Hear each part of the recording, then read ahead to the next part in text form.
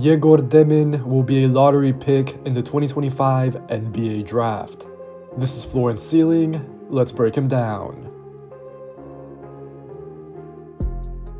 Any discussion of Egor Demin has to start with his passing, which is undoubtedly the BYU freshman's standout trait. This season, he averaged 5.5 assists to 2.9 turnovers, while being his team's lead ball handler and decision maker. Demin's assist and usage rates were both very high, and he had an encouraging assist-to-turnover ratio at right under 2. Now, that's not elite, but Demin's volume, adaptation to American basketball, and the improvements that should theoretically come in the future all need to be factored in. In my eyes, a 6'9" playmaker with real pick-and-roll chops and the ability to generate shots from 3 and at the rim is a very strong base that has real value in today's NBA. That's why Demin is right outside the top 10 on my current big board. The Russian prospect is a strong passer out of ball screens who leverages his size effectively to tilt the court or execute drop-offs closer to the basket. Demin's vision over the top of defenses allows him to be a pretty capable skip passer. This generates good looks from 3, or it creates an advantage by making it easier for his teammates to attack a closeout. Demin whips passes to the corners and the wings with one or both hands using stack pick and rolls and out of horn sets.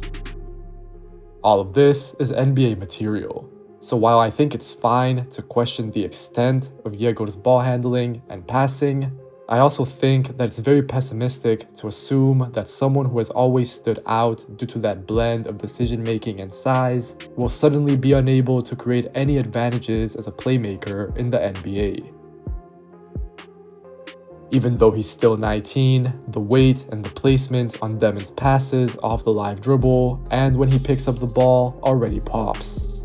I prefer the former when Egor extends his drives into the paint and puts more pressure on the defense before making his read. Demin had some great lob passes and, like I said earlier, drop-offs this season, but due to the improvements that Demin still has to make with his handle and his finishing, this isn't always possible. Instead, he also has to kill his dribble plenty of the time, but the BYU prospect is very accurate with his deliveries when this happens. The execution on some of these passes is awesome, with perfect zip right into his teammate's pocket.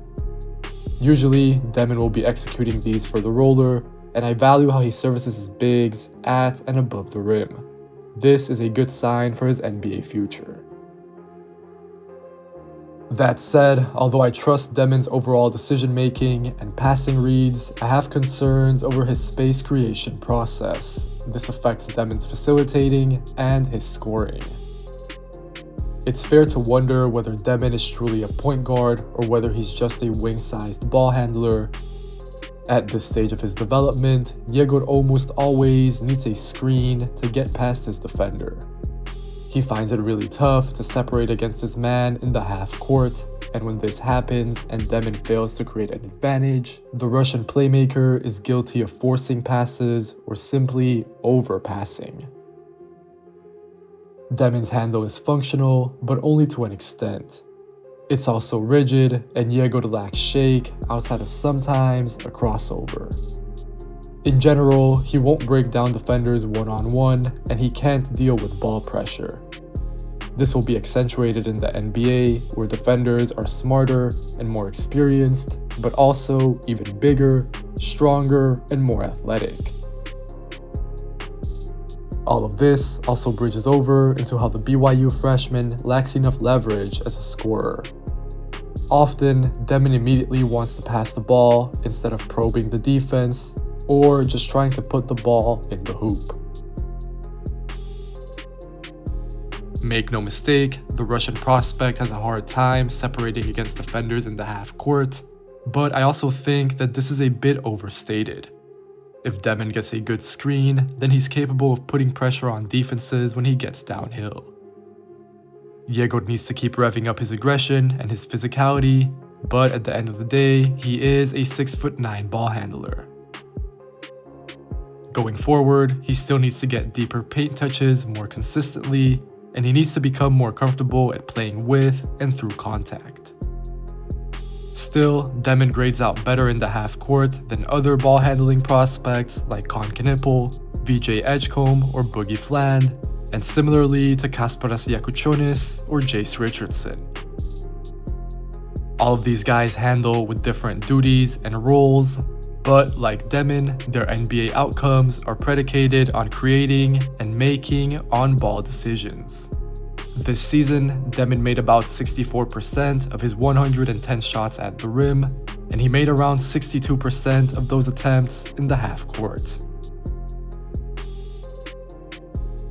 However, I think Egor has pretty apparent limitations.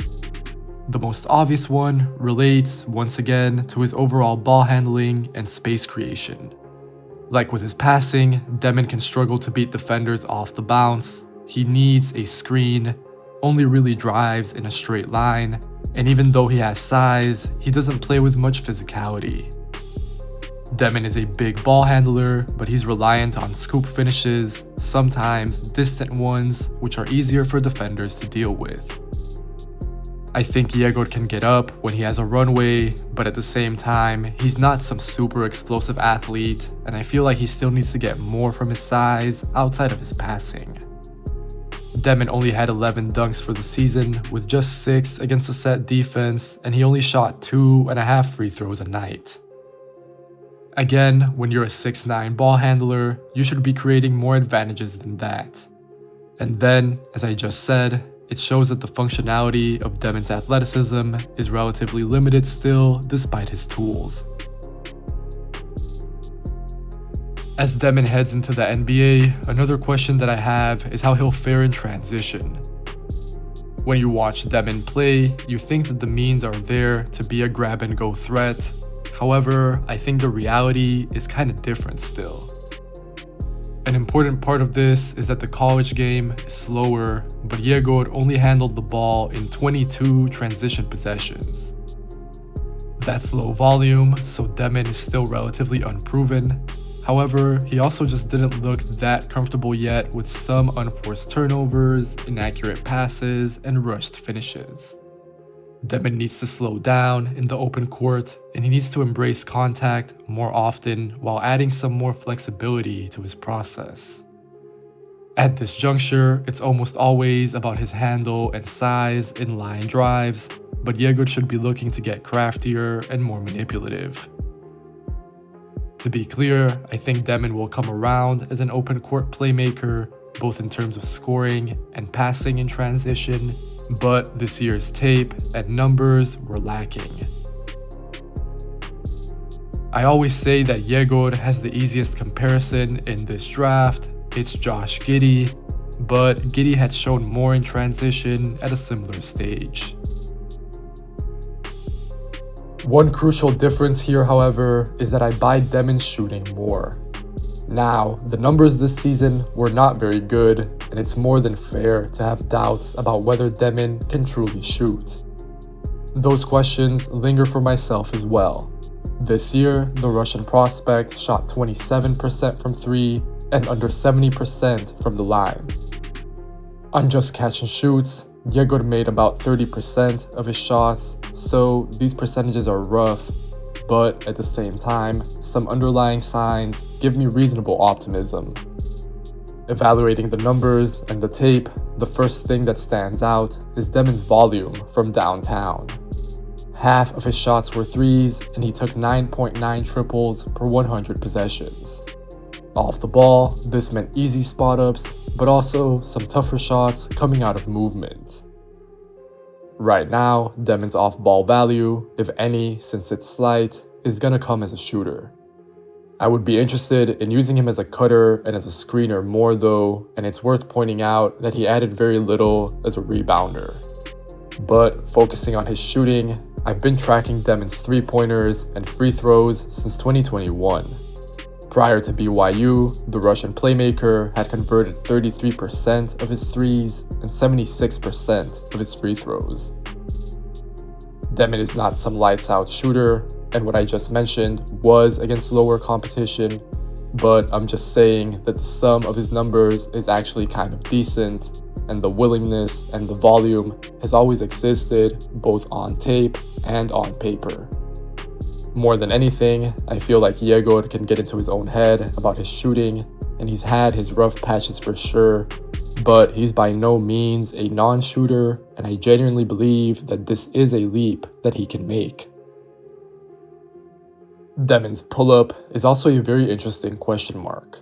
He made 16 of his 67 threes off the dribble, so again, the efficiency is lacking, but the shot is there to some extent.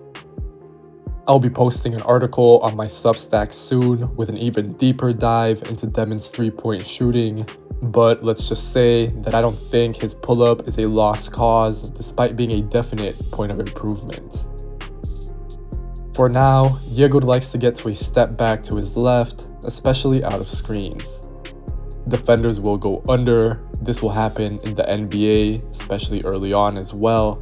So they'll be daring him to shoot, and it's up to him to make them pay. If instead defenders get into Demin's handle, or they disrupt him by going over on screens, then he finds it harder to create even halfway solid looks off the bounce. All of this goes back to how the BYU freshman creates, or actually doesn't create, space as a ball handler. In turn, Demin has to settle for bad shots too often, and I also think that's partly why Egor shoots so many threes. This idea applies pretty broadly though, and Demin needs to get better as a pull-up shooter, both for percentages and process. For example, he needs to get better at attacking switches. Demin uses screens so often that those bigs will eventually guard him, but I feel like Egor doesn't make them pay yet because he doesn't create enough space off the dribble to get a clean shot off. Then, closer to the basket, Demin is 6 for 22 from the mid-range. If he can't get to the rim, but he uses a lot of screens, this becomes a crucial area for him. We've seen Demin rise into short pull-ups around the elbows or the free throw line, but to be honest, I feel like he doesn't look that comfortable doing this. Just like from 3, or maybe even more, I feel like defenses are going to be fine daring Demin to hit this shot off the bounce. So once again, he needs to prove that he can drill it.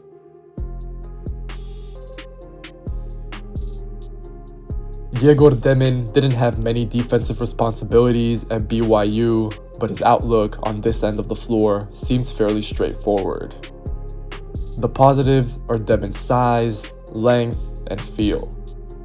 The BYU freshman is 6'9" with long arms, so that automatically means that he covers up a decent amount of space.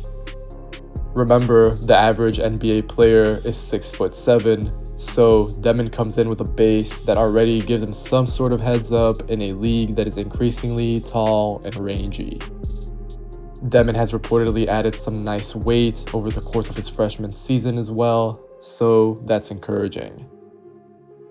As a playmaker on offense, Egor's feel is awesome, but on defense, I think that he can also read the court and make some plays when he's engaged. If this happens, then he can tap into that length that I mentioned to break up plays and come up with steals or deflections in the passing lanes. At his very best, Demin had a handful of impressive two-way sequences during his time at BYU, but make no mistake about it, Demin is not some sort of two-way playmaker. The hope is that maybe he can get there. I don't really think that this will be the case. However, I do focus on the idea that whenever he does create a defensive event, then he can definitely get the assist or the bucket in transition after getting the stock. Something I wonder about is whether Demin can add more value around the basket. Sometimes his sheer size is enough. BYU didn't overwhelm him with defensive responsibilities since he had to do so much setting up the offense on the other end, so that meant that Demin was stationed off ball fairly often on D. Whenever he was active in the paint, Demin could use his size to get some stops, but I want to be clear again that this did not happen very often. Demin's improvement points on defense relate to his off-ball engagement and production, as well as how he fares at the point of attack. Demin has the tools to get steals and blocks, but in reality, this doesn't really play out this way. He had 38 steals and 12 blocks in 33 games, which is low. When he's on the ball, it's sort of unsure who Demin can be impactful against. He has the size of a wing, but he lacks real strength, and he doesn't get enough stops. If he's used against smaller ball handlers, then Demin can tap into his size and kind of smother them, but I have questions over his athleticism.